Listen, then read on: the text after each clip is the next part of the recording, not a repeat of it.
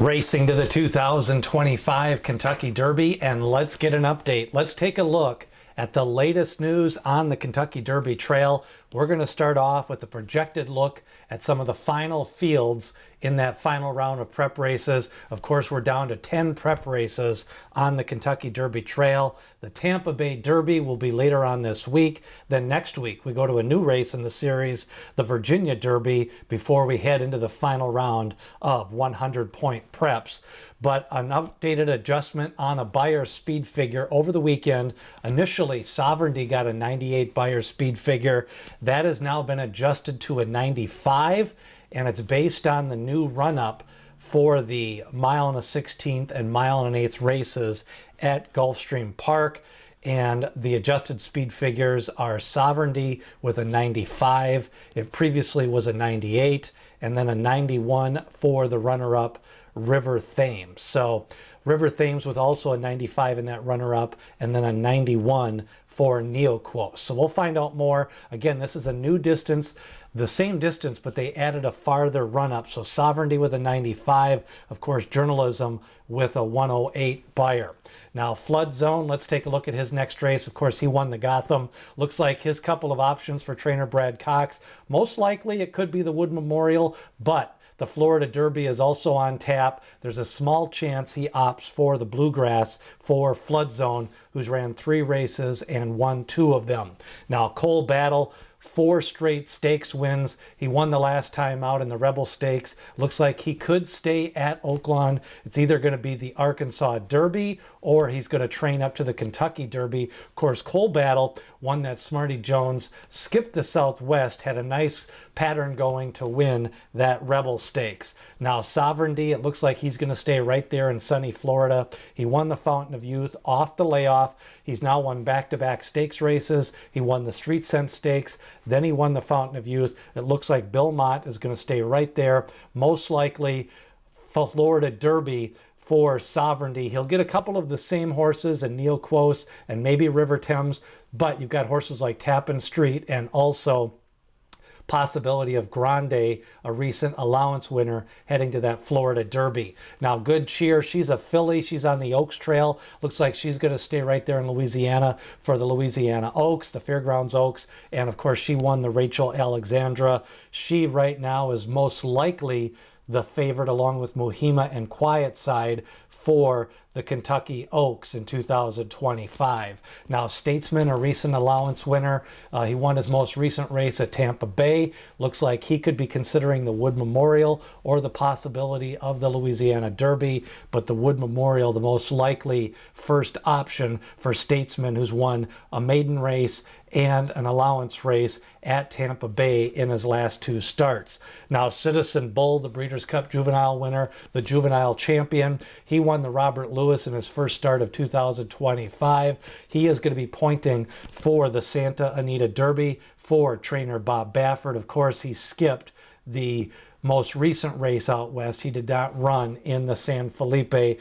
Citizen Bull, the winner of the Breeders' Cup Juvenile and the Robert Lewis. Now, Burnham Square, he was the 4th place finisher in the Fountain of Youth. It looks like they're going to ship up for the cooler weather. They're going to go to the Bluegrass at Keeneland. Of course, a similar tactic that Carl Nafsker used with Street Sense. He ran in the Tampa Bay Derby, then went up to the Bluegrass, won the Kentucky Derby. Burnham Square now going to go most likely to the Bluegrass after finishing 4th in the Fountain of Youth. Journalism, 37.5 points he picked up in his most recent race, the San Felipe. He is now going to go to the Santa Anita Derby, possibility of getting a matchup with Citizen Bull. Again, projecting a small field there, maybe only 5 to 6 horses for that Santa Anita Derby. Citizen Bull could be the lone speed. Barnes, no official word on where he's going to go next, but we could see him in the Arkansas Derby. Now, the fields are lining up. Tampa Bay Derby to be drawn on Wednesday. We'll have a preview up on the channel. It looks like Filoso, first start of 2025. Chancellor McPatrick, the Champagne Stakes winner for Chad Brown. He is going to have his coming out in 2025. Patch Adams for trainer Brad Cox. Owen Almighty, it'll be his 3rd race at Tampa Bay. Brodeur from Oaklawn Park for Mark Casse, and then Hill Road making his first start for Chad Brown. He ran third in the Breeders' Cup Juvenile. He could be entering the Tampa Bay Derby. Now, the Virginia Derby on March 15th, we've got Omaha, Rapture possibility. I think we're going to get about a field of 8 or 9 for that Virginia Derby.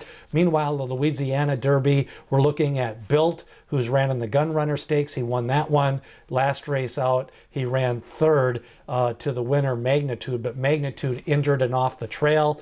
We've got Hypnus for maybe trainer Ken McPeak, John Hancock for trainer Brad Cox, Vasimo for Todd Pletcher. He ran in the last time out Risen Star.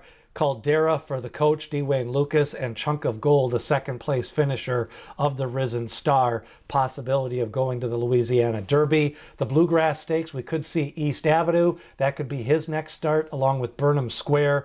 Recent maiden winner Disruptor for Todd Pletcher, possibility of seeing him in the Bluegrass. The Bluegrass usually gets a 9 to 10 horse field because of its grade 1 status, and it's in Kentucky, so then they go right from there to the Kentucky Derby. Florida Derby, looking at possibility of River Thames. Grande, the recent allowance winner last week, he's by Curlin. He's 2 for 2. He broke his maiden.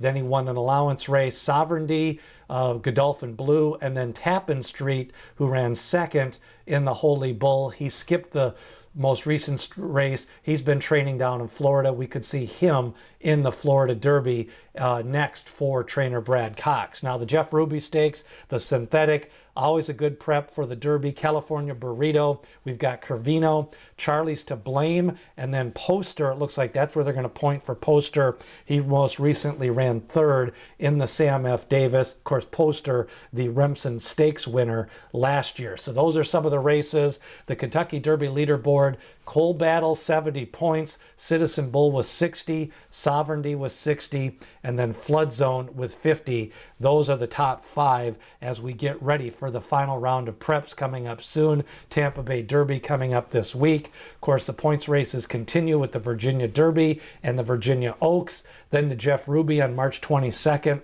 and the Louisiana Derby coming up on March 22nd.